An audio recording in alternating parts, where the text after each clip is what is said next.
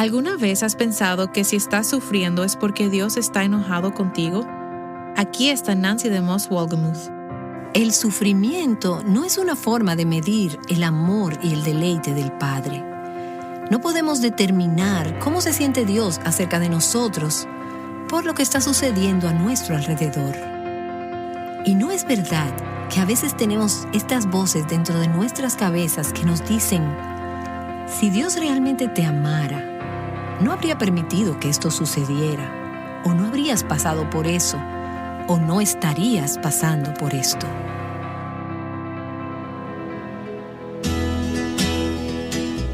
Estás escuchando Aviva Nuestros Corazones con Nancy DeMoss Wolgemuth, autora de El cielo gobierna, en la voz de Patricia de Saladín.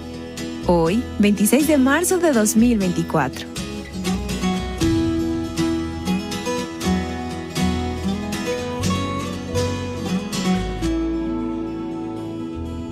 Cristo sabe lo que es preguntarse ¿por qué? Él sabe lo que es sentir que las oraciones no tienen respuesta. Exploramos esto ayer con Nancy en la serie titulada El Salmo de la Cruz. Aquí está Nancy con la segunda parte de esta serie. Hace unos días vi en las noticias una entrevista con una joven que a la edad de 21 años fue violentamente asaltada en el metro de Nueva York. Y es ahora que ella ha salido a la luz pública con esto y está describiendo los sentimientos de total y absoluta desesperación y abandono, como cuando a las 2 de la mañana ella gritaba y contaba de cómo estos 2 empleados temporeros que trabajaban en sus posiciones vieron y escucharon sus gritos pidiendo ayuda, pero no vinieron a socorrerla. Y mientras escuchaba a esta joven que acababa de derramar su corazón sobre ese sentimiento de terror y desesperación, que por qué estos hombres no hicieron algo, por qué no vinieron a ayudarme, mi mente se dirigió inmediatamente al pasaje que estamos estudiando, el Salmo 22, un salmo profético, mesiánico de Cristo, el Salvador sufriente. Él dice en los primeros 2 versículos que veíamos en el programa anterior: Dios mío, ¿por qué me has abandonado? ¿Por qué estás tan lejos de mi salvación y de las palabras de mi clamor? Dios mío, de día clamo y no respondes, y de noche, pero no hay para mí reposo. Así que en este pasaje tenemos una profecía que la vemos cumplirse en los evangelios cuando Cristo clama desde la cruz en esta primera de 7 palabras: Dios mío, ¿por qué me has abandonado? Ahora que hemos llegado al versículo 13 en el día de hoy, encontramos una respuesta a esa pregunta. En el versículo 3 dice: sin embargo, tú eres santo. La respuesta a por qué Cristo tuvo que ser abandonado por su Padre es que Dios es santo. En la cruz, Cristo no murió por sus pecados, Él no tenía pecado. Pero en la cruz, Él tomó sobre sí todos nuestros pecados. Nuestro pecado fue puesto sobre Él. Y eso es lo que le llevó a estar separado de su Padre. Isaías 53, versículo 6 dice: Él hizo que cayera sobre Él la iniquidad de todos nosotros. Eso es, los pecados de los hombres, mujeres y niños de todas las edades, en todos los tiempos y en todas partes del mundo. Toda la historia de hombres y mujeres, todos esos pecados fueron puestos sobre Cristo. De hecho, en 2 Corintios capítulo 5, versículo 21, Él va más lejos que eso y dice: al que no conoció pecado, le hizo pecado por nosotros, para que fuésemos hechos justicia de Dios en Él. Él tomó sobre sí nuestro pecado. Él realmente se hizo pecado por nosotros en la cruz, muriendo vicariamente como el Cordero sustituto de Dios en nuestro lugar. Ahora, algunos dicen que en ese momento Jesús no fue realmente abandonado, que Él se sintió abandonado. Pero yo no creo que eso sea fiel a lo que dice la Escritura. Él tuvo que ser abandonado. Dios tuvo que darle la espalda a su Hijo para poder redimirnos de nuestros pecados. Él tuvo que soportar todo el peso y el alcance de la ira de Dios contra el pecado. Él tuvo que beber la copa llena del juicio de Dios. Dios no podía mirar a su Hijo en ese momento porque Jesús se hizo pecado por nosotros para llevar nuestro pecado. Así que la intimidad con su Padre se rompió. Ahora, Él no fue abandonado para siempre. En esos momentos Él tuvo que soportar lo que habríamos tenido que soportar tú y yo en el infierno para siempre. Pero en este pasaje y en los evangelios en el Nuevo Testamento vemos que Él encomendó su espíritu en las manos de Dios. Y en ese punto el precio fue pagado y la comunión con Dios pudo ser restablecida. Pero tenemos que recordar, mientras leemos un salmo como este en el Antiguo Testamento, que Él fue desamparado por Dios a causa de nuestros pecados. Y debemos recordar que si hemos confiado en Él como nuestro sustituto, como quien cargó nuestro pecado, nunca seremos verdaderamente abandonadas. Nunca tendremos que clamar, Dios mío, ¿por qué me has abandonado?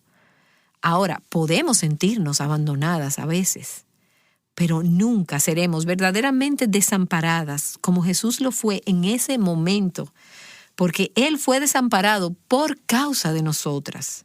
De hecho, en el próximo salmo, en el Salmo 23, en el versículo 4, el salmista dice, no temeré mal alguno. ¿Por qué? Porque tú estás conmigo. Dios está aquí. Dios es cercano, Él está cercano. Él dijo, nunca te dejaré, nunca te desampararé.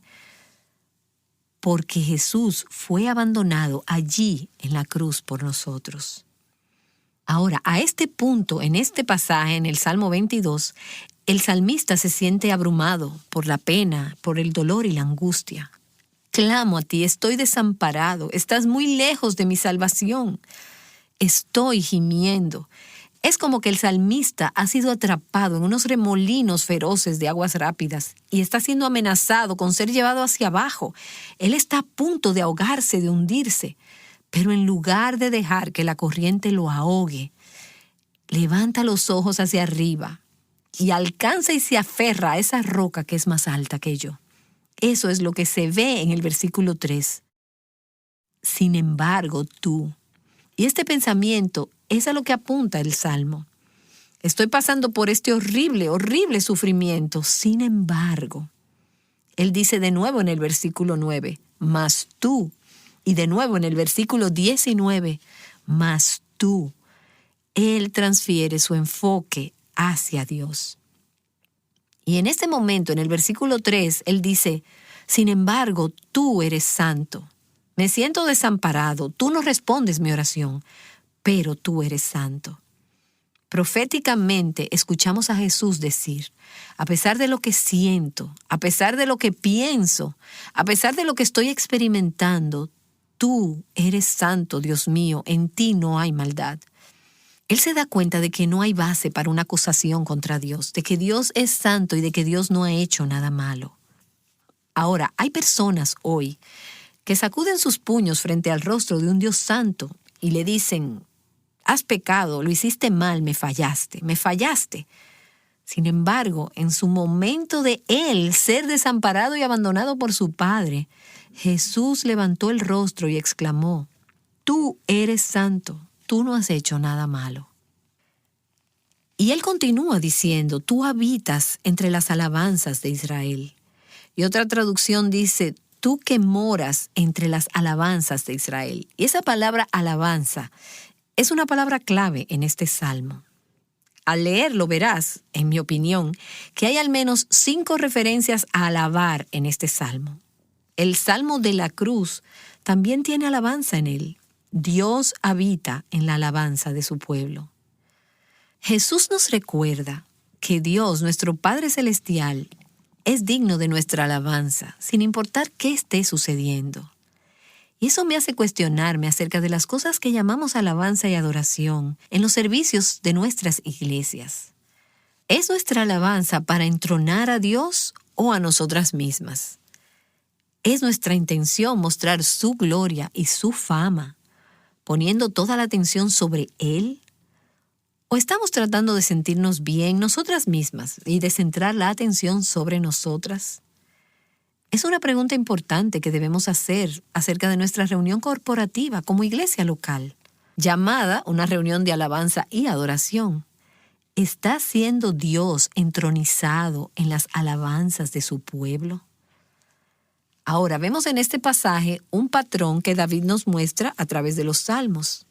Cada vez que se siente angustiado o desesperado, él transfiere toda su atención, su mirada, de sus circunstancias hacia Dios. Una y otra vez lo puedes ver en los Salmos. Cómo al principio el salmista está abrumado por las circunstancias. Pero luego se ve levantar los ojos hacia arriba y decir, pero tú, oh Dios. Él nos recuerda que los problemas y las presiones de esta vida no son la realidad final. Son reales, pero no son la última palabra.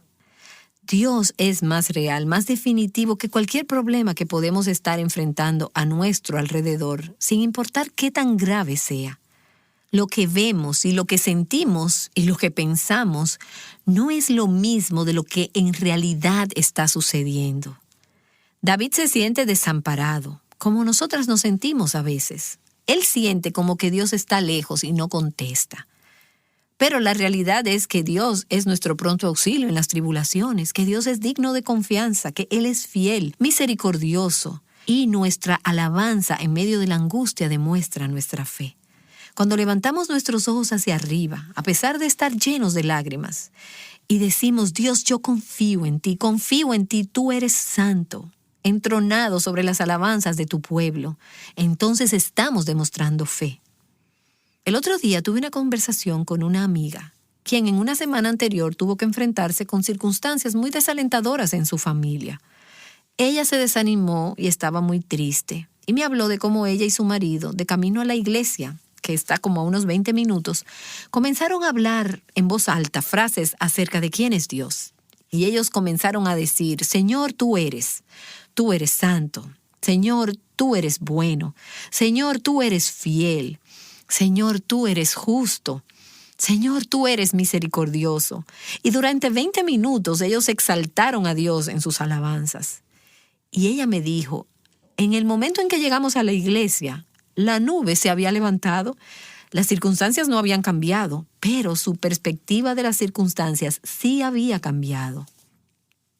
Y mientras llegamos a los versículos 4 y 5 de este salmo profético, el salmista nos señala el testimonio y la experiencia de los demás. Versículo 4. En ti confiaron nuestros padres y tú los libraste. Es un recordatorio de que cuando nos sentimos abandonadas, es importante repasar la bondad y la fidelidad que Dios tuvo con otros en el pasado. Señor, tú les has ayudado. Seguramente tú me vas a ayudar ahora. Una palabra clave aquí y a lo largo de este salmo es la palabra confianza. Y otra palabra es la palabra liberación o rescate o salvar. La palabra confianza la podemos ver en 4 ocasiones y las palabras liberados o rescate para salvar 7 veces a lo largo de este salmo. Confiaron en ti y tú los libraste. Versículo 5. Clamaron y fueron librados. En ti confiaron y no fueron decepcionados. Y me llama la atención que el versículo 5 tiene estos 2 pensamientos juntos. Ellos clamaron a Él y ellos confiaban en Él. Algunas de nosotras clamamos a Él, pero no confiamos en Él. Y otras de nosotras confiamos en Él, pero no nos detenemos a clamarle y a decirle nuestras necesidades. Clamaron a Dios y confiaban en Él. En tiempos de problemas, esa es la receta.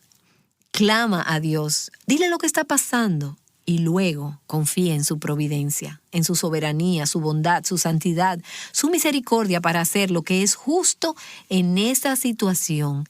Clama a Él, confía en Él. Y en los versículos 6 y 8 volvemos al tema de los sufrimientos del Mesías. Y aquí no hay solo ahora el sufrimiento espiritual que vimos al principio de este salmo, mientras Jesús era separado de su Padre, abandonado por su Padre. Ahora tenemos lo que llamaríamos el sufrimiento psicológico que soportó en la cruz. Los versículos del 6 al 8 dicen, pero yo soy gusano y no hombre, oprobio de los hombres y despreciado del pueblo. Todos los que me ven de mí se burlan, hacen muecas con los labios, menean la cabeza diciendo, que se encomiende al Señor, que Él lo libre, que Él lo rescate, puesto que en Él se deleita. Así que en el versículo 1 vimos que él fue desamparado por Dios. Ahora vemos en estos versículos que él es despreciado y escarnecido, despreciado por el hombre. Es bueno tener en mente que menos de una semana antes, estas mismas personas le habían alabado como rey de los judíos y ahora se están burlando de él.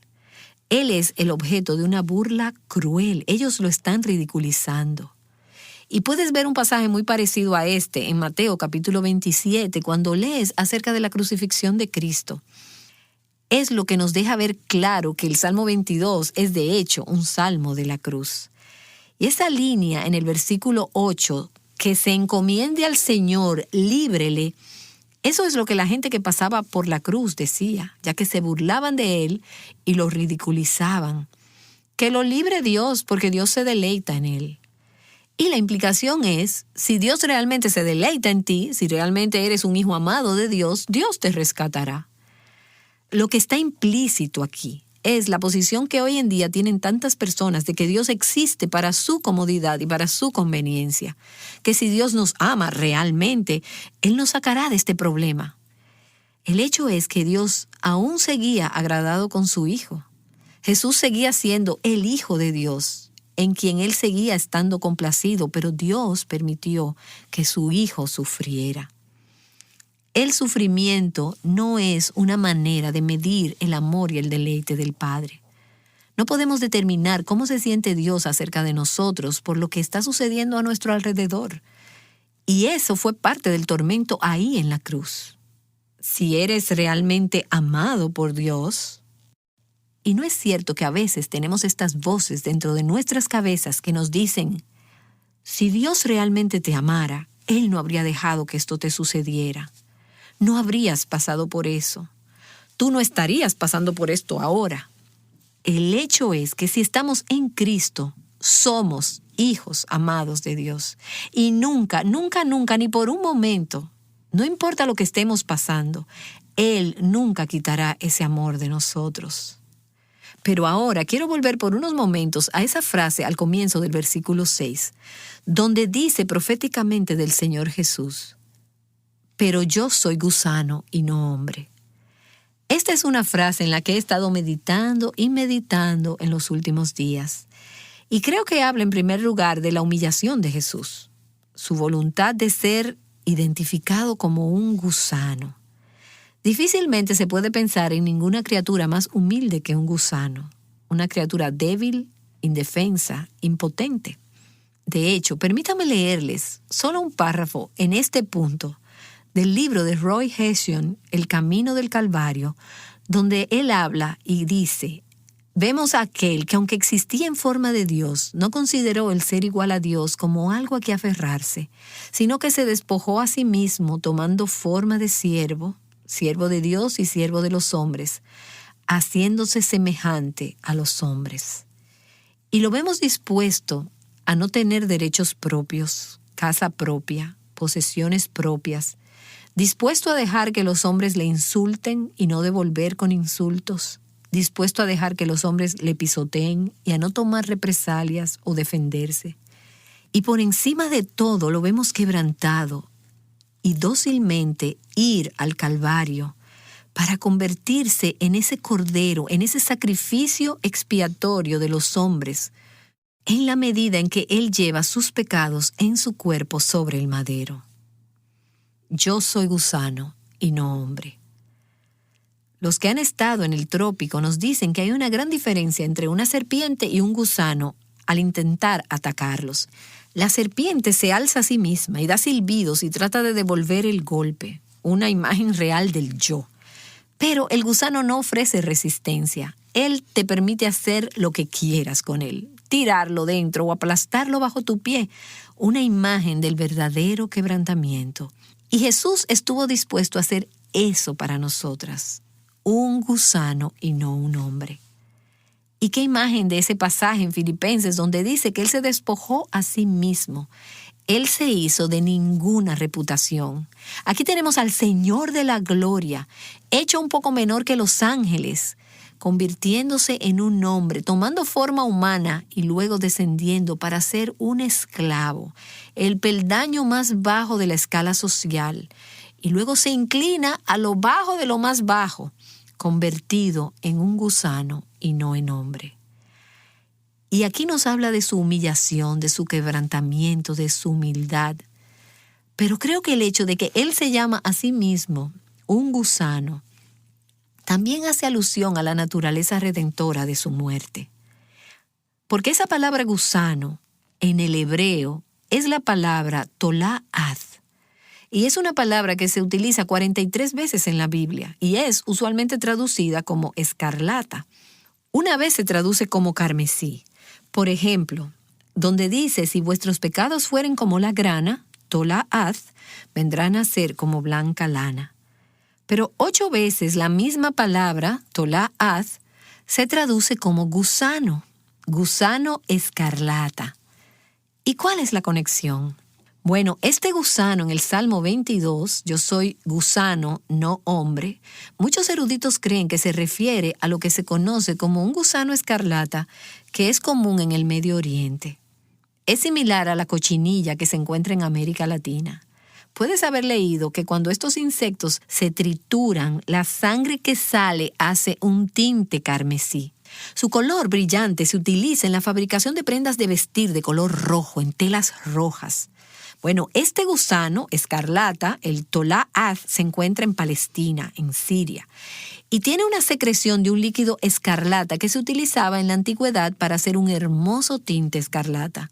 Fue utilizado en cosas como las cortinas en el tabernáculo en el Antiguo Testamento, que eran escarlatas. Y estos gusanos escarlatas eran utilizados para hacer ese tinte escarlata. En el ciclo de la vida de este gusano vemos lo que creo que es una bella imagen del Señor Jesús. Cuando el gusano escarlata está listo para dar a luz, busca un tronco de un árbol y se aferra al tronco con firmeza, de forma permanente, aferrado al tronco del árbol. Luego pone sus huevos y los huevos se mantienen bajo su cuerpo hasta que se fecundan. El cuerpo de la madre le proporciona protección a los bebés hasta que están listos para salir y vivir por su cuenta. Y luego el gusano madre, ese gusano escarlata, muere. Cuando muere, su cuerpo fijado en ese árbol va a estallar y el líquido rojo como la grana que tenía dentro fluiría y mancharía su cuerpo y sus bebés y el árbol.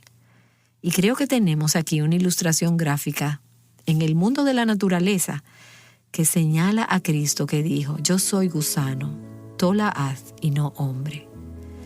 Como el gusano escarlata muere estando adjunto al árbol, el Hijo de Dios se adhirió a un árbol y dio su vida para darnos vida eterna y para hacernos hijos de Dios.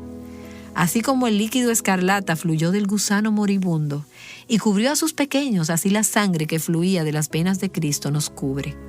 Él hizo expiación por nuestros pecados y nos viste con su justicia. Y como dice un comentario, las vestiduras gloriosas de nuestra salvación se han adquirido como resultado de la muerte y el sufrimiento de Cristo. Él se convirtió en el tola'ad, en el gusano, aplastado en su muerte para que nosotras pudiéramos ser vestidas de gloria. Oh Señor, cómo te agradezco por tu voluntad de ser un gusano, no un hombre. Por humillarte, te hiciste de ninguna reputación por nuestro bien y por darnos la imagen de redención que tenemos en el gusano escarlata. Y como tú, siendo el Hijo de Dios, nuestro tola'ad, estuviste dispuesto a ser colocado en un árbol, en un madero, y morir en ese árbol, y dar tu sangre para cubrirnos, para expiar nuestros pecados, y para hacernos hijos de Dios y para que podamos ser vestidos con las glorias de tu justicia. Oh Señor, te pido que en esta semana nos des un nuevo sentido de lo que tú sufriste por nosotros allí en la cruz y que estemos dispuestas por ti a convertirnos en nada, a dar nuestras vidas por los demás, a compartir tu vida con los demás, de manera que Él, Cristo, pueda ser su todo, para que tu vida eterna y redención pueda ser dada también a los demás. Te amamos, Señor Jesús, y te bendecimos. Amén. Amén. ¿No es fascinante la Biblia? Nancy DeMoss Wolgemuth nos ha estado mostrando una imagen contundente de Cristo a través de la frase «Soy un gusano y no un hombre». Puedes leer esa frase en el Salmo 22, que es nuestro enfoque esta semana mientras meditamos en las verdades que escucharon hoy en nuestros corazones. ¿Alguna vez has sentido que nadie puede ayudarte? Jesús conoce ese sentimiento de abandono. Nancy profundizará más en esto mañana. Te esperamos aquí en Aviva Nuestros Corazones. Creciendo en Cristo, juntas, Aviva Nuestros Corazones es un ministerio de alcance de Revive Our Hearts.